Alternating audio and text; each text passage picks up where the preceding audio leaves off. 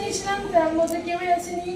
আর আমি খুবই খুশি যে আমি বললে বোঝাতে পারবো না যে আমি এখানে এসে কতটা খুশি। এখানে আমার মানে কি বলবো, আমি জানি না কিছু বেশি। আর এখানে আমার অনেকগুলো আমার স্যার আছেন, শান্তনু স্যার মহাশয়। উনি আমাকে আগের হপ্তাহে বলেছিলেন যে আমি যদি পারি আমি জীবনে অনেক কিছু সফল করতে পারবো। তার কথাটা আমার খুবই ভালো লেগেছিল। আমি গল্প লিখতে পছন্দ করি।